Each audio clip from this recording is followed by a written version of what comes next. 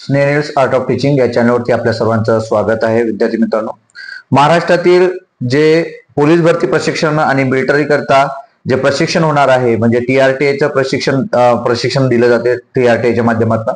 याकरता सीईटीचं online application भरणं सुरू झालेलं आहे आणि याकरिता व्हॅलिडिटी ही अत्यंत महत्वाचा आहे, अनिवार्य आहे. या संदर्भातील एक परिपत्रक TRTA ने टाकलेलं आहे आणि विद्यार्थ्यांचे जे प्रश्न आहे की मला व्हॅलिडिटी नसेल तर मला अर्ज करता येणार आहे का, मला मग व्हॅलिडिटी कधी मिळेल, कव्हरिंग लेटर कसं मिळणार आहे, या सर्व बाबींकरिता हा व्हिडिओ आपण बनवत आहे. हा व्हिडिओ संपूर्ण बघा. आपण माझ्या चॅनलला पहिल्यांदा आले असाल तर माझ्या चॅनलला सबस्क्राईब करा, जेणेकरून विद्यार्थी मित्रांनो आपल्याला व्हॅलिडिटीच्या संदर्भात आपल्याला सर्व गोष्टी माहिती होईल आणि इतर जे अपडेट आहे ते सुद्धा आपल्याला माहिती होईल. बघा, आदिवासी संशोधन व प्रशिक्षण संस्था म्हणजे TRTA पुणे यांचं हे परिपत्रक आहे, जो 30 तारखेला आलेला आहे. 3-4 दिवसापूर्वी हे परिपत्रक आलं आहे. त्यांचं आहे प्रति सहाय्यक आयुक्त तथा उपाध्यक्ष, म्हणजे जे संशोधन समिती असते त्यांचं संपूर्ण याला दिलेल्या परिपत्रक आहे. त्यांना प्रतिमान्य म्हणजे पुणे आहे, ठाणे आहे, पालघर आहे, नागपूर आहे, नाशिक आहे, नंदुरबार आहे, धुळे आहे, किनवट, अमरावती, यवतमाळ, नागपूर, गडचिरोली, चंद्रपूर, जेवढे काही अनुसूचित जाती जमाती प्रमाणपत्र तपासणी समिती आहे या सर्वांकरिता यांनी परिपत्रक काढलं. आणि विषय आहे त्या परिपत्रकातलं की पोलीस व सैन्य भरती परीक्षा पूर्व प्रशिक्षण 2025 करिता अनुसूचित जमातीच्या उमेदवारांचे अर्ज स्वीकारणे व निकाली काढण्याबाबत. लक्ष घ्या, 30 तारखेचं हे परिपत्रक आहे.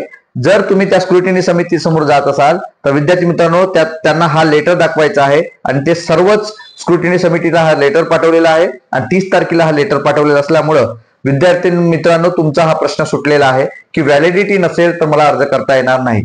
मग व्हॅलिडिटी करिता तुम्हाला जे काही कागदपत्र तुमची होती ती कागदपत्र जर तुम्ही त्या ठिकाणी आतापर्यंत जुने विद्यार्थी असतील, जुन्या विद्यार्थ्यांचेही पेंडिंग होते. लक्षात घ्या, जुने विद्यार्थी जे होते पहिल्या बॅचचे त्यांच्या अजून व्हॅलिडिटी मिळालेल्या नव्हत्या, त्यांच्या सुनावण्या झाल्या नव्हत्या. अशा सर्व विद्यार्थ्यांच्या जे व्हॅलिडिटी अजून पेंडिंग होत्या तर अशा विद्यार्थ्यांची व्हॅलिडिटी आता निकालित करण्यात जाणार आहे का, आता हे परिपत्रक आलेलं होतं आहे.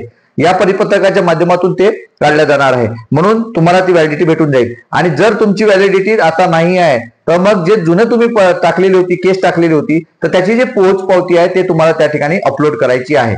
पोच पावती जर तुम्ही अपलोड केली तर तुमचा फॉर्म सबमिट होणार आहे.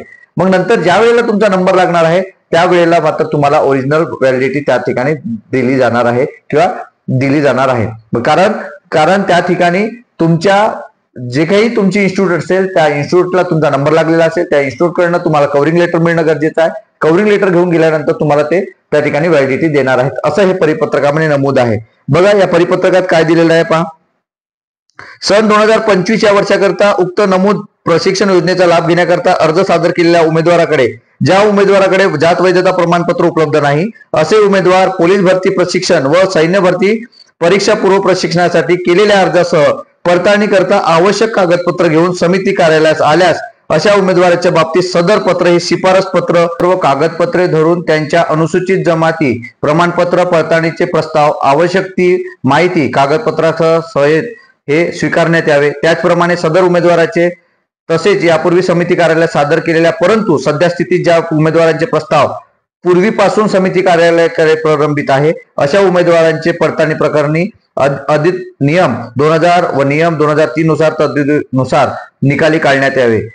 लक्षात घ्या विद्यार्थी मित्रांनो, यात स्पष्ट उल्लेख केलेला आहे की जे यापूर्वी म्हणजे गेल्या बॅचला ज्या विद्यार्थ्यांनी आपले जे काही प्रस्ताव त्या ठिकाणी दाखल केलेले होते, पोचपावती त्यांच्याकडे होते, पण त्यांना प्रशिक्षण घेता आलेलं नाही कारण त्यांचं ऍडमिशनही व्हॅलिडिटी नसल्यामुळे घेता आलेलं नाही. पण अशा विद्यार्थ्यांचं गेल्या वर्षीचे जे प्रस्ताव आहेत त्यांचं पहिलं निकालित काढण्यात यावे असं त्या ठिकाणी म्हटलेलं आहे. म्हणून विद्यार्थी मित्रांनो, गेल्या विद्यार्थ्यांना पोचपावतीवरतीही तुम्हाला प्रवेश मिळणार आहे आणि जे आताचे विद्यार्थी आहेत त्यांना विदाऊट प्रस्ताव न करता त्यांना मात्र फॉर्म भरता येणार नाही. त्यांना प्रस्ताव दाखल करावाच लागेल. असलेले हे जे दिवस आहे या दिवसांमध्ये एनी हाऊ तुम्हाला प्रस्ताव दाखल करायचा आहे आणि पोचपावतीवर तुम्हाला अर्ज करता येणार आहे.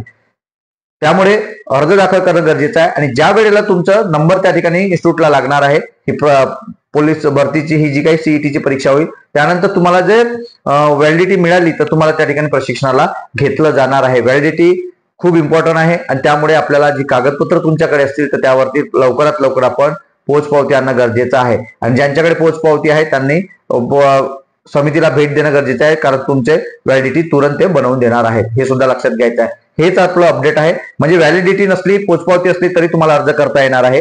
ज्यांचे जुने प्रस्ताव आहेत त्यांनी आता निकाली काढण्यात यावं, असं सुद्धा हे परिपत्रक आहे. हे परिपत्रक आपल्या स्नेनियर्स आर्ट ऑफ टीचिंग या ग्रुपला आपण शेअर करतो आहे आणि व्हॉट्सअप ग्रुपलाही शेअर करतो आहे. अजून तुमचे काही जर प्रश्न असतील तर नक्कीच आपण या कमेंट बॉक्समध्ये कळवा आणि अशाच अपडेट करता माझ्या चॅनलला मात्र सबस्क्राईब करा. धन्यवाद.